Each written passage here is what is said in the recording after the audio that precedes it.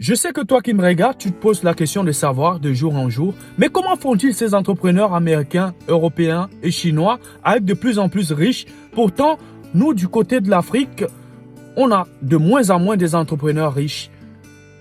Tu penses qu'ils font de la magie? Mais non, ils ne font pas de la magie. Donc, si tu veux comprendre quel est leur point fort, suis cette vidéo jusqu'à la fin. Bonjour à tous, bienvenue une fois de plus ici. Aujourd'hui, nous allons parler d'économie. L'économie. Pourquoi l'économie? Parce que l'économie, c'est la force d'un pays, c'est la force d'un continent. Sans économie, un continent ne peut parler nulle part. Sans économie, un pays ne peut parler nulle part. Si aujourd'hui les États-Unis peuvent parler au Conseil de sécurité, gronder et décider des lois au Conseil de sécurité, c'est parce qu'ils sont forts économiquement. Ils sont les plus forts économiquement. Si la Chine aujourd'hui peut parler au Conseil de sécurité, c'est parce qu'elle est forte économiquement. Si la Russie aujourd'hui peut parler au Conseil de sécurité, c'est parce qu'ils sont forts. C'est parce que la Russie est forte économiquement. Mais pourquoi l'Afrique ne peut pas parler au Conseil de sécurité? Pourquoi, selon vous, pourquoi l'Afrique ne peut pas parler au Conseil de sécurité? C'est justement parce que l'Afrique est très faible économiquement. Pourtant, l'Afrique est le continent le plus riche en ressources naturelles. Donc, beaucoup de personnes se demandent, mais comment se fait-il qu'en Afrique, nous avons de moins en moins des entrepreneurs riches? Pourtant, c'est toujours les entrepreneurs étrangers qui viennent et investissent en Afrique. Et quand ils investissent en Afrique, ils investissent des milliards. Mais pourtant, quand c'est un Africain qui vient et investit, à 80%, ça ne marche pas. Pourquoi? Pourquoi ça ne marche pas? Pourtant, nous voyons des Chinois qui viennent en Afrique maintenant en puissance. Il y a des Chinois qui viennent en Afrique en forte puissance, s'installent, investissent, vendent des crêpes et ça marche. Pourtant, il y a nos frères africains qui ouvrent ces mêmes business. Nos frères entrepreneurs qui créent ces mêmes business, mais ça ne marche pas. Je prends l'exemple du glacier moderne. Le glacier moderne, ça marche en Afrique. Ça marche en Afrique à 1000 à l'heure. Est-ce parce que ce n'est pas africain? Bon, je pense que c'est parce que ce n'est pas africain. Parce que l'Africain a encore ce complexe-là. L'Africain se dit toujours non. Si mon frère fait une galette, je ne dois pas aller acheter chez mon frère. Parce que si j'achète chez mon frère, il sera riche, il va s'en ficher de moi. Il faudrait que nous arrêtons ce genre de comportement. Il faudrait que nous arrêtons ce genre de comportement, les gars.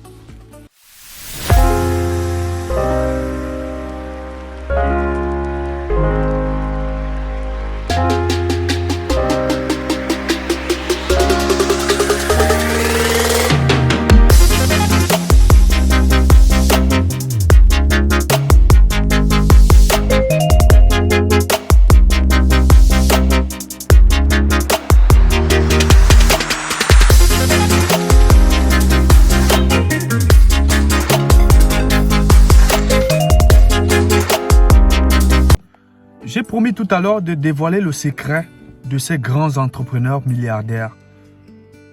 Bon, il ne faudrait pas que toi qui me regardes, tu sois étonné par rapport à ce que je vais te dire. Mais le point fort de ces entrepreneurs, le secret de ces entrepreneurs, c'est toi. C'est toi le secret de ces grands entrepreneurs, de ces grands milliardaires, c'est toi. Parce que le téléphone que tu utilises pour regarder cette vidéo, si ce n'est pas iPhone, c'est Samsung. Si ce n'est pas Samsung, c'est Huawei. Donc, le secret de ces entrepreneurs, c'est toi. Si à une seule seconde, tu réfléchissais un peu, tu commençais à consommer local, tu aiderais aussi un entrepreneur local, économique d'un pays. Des entrepreneurs sont les premiers acteurs économiques d'un pays. Et un pays avec une économie faible ne va nulle part. Ce pays peut avoir un président très intelligent, mais ce pays ne pourra rien faire. Donc, plus nous avons des acteurs économiques forts dans un pays, plus notre économie est forte. Donc, chers frères, apprenons à consommer local. Apprenons à consommer local. D'autres personnes l'ont compris. D'autres personnes le font déjà. D'autres personnes pratiquent déjà ce que je suis en train de dire. Des milliers de personnes qui n'ont pas encore compris cette chose. Ils se à dire non, si je ne porte pas Adidas, c'est que j'ai rien porté. Si je ne m'habille pas, ils veulent toujours se faire voir avec des grosses marques, des gros téléphones comme iPhone et tout. Je sais très bien que les téléphones fabriqués, la majorité des téléphones fabriqués par des artisans locaux ne sont pas à la hauteur de ces iPhones. Ne sont pas encore à la hauteur de ces iPhones. Mais tu sais pourquoi? Tu sais pourquoi ils sont calés à ce niveau, ils sont limités? C'est parce que toi, tu ne les encourages pas.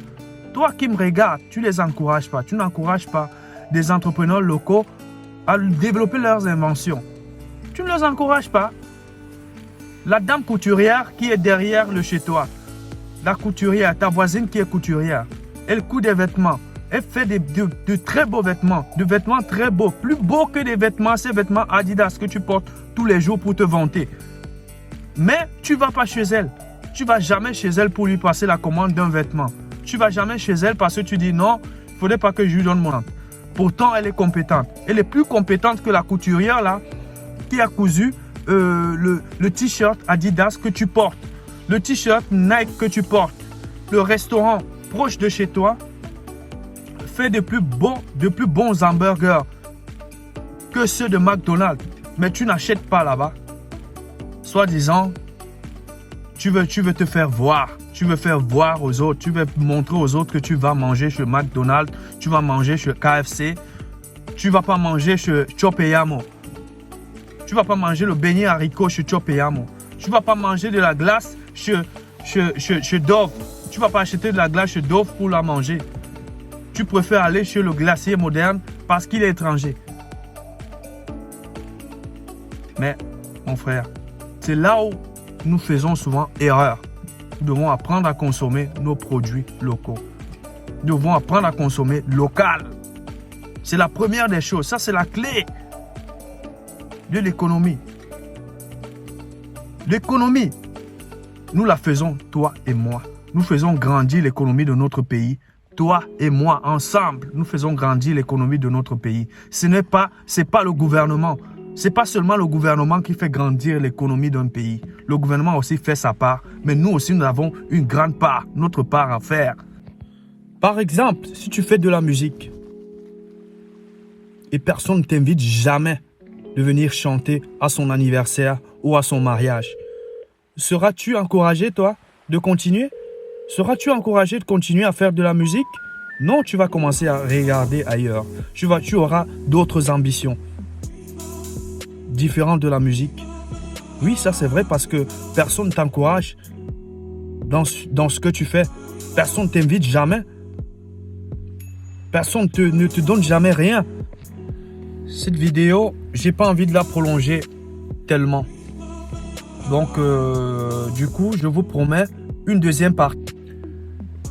Si toi qui me regardes, tu as aimé cette vidéo, n'hésite pas de me laisser un pouce bleu en bas et de commenter, partager cette vidéo afin de sensibiliser beaucoup de gens. Et puis, tu peux aussi t'abonner afin que notre communauté soit plus grande. Ciao, ciao.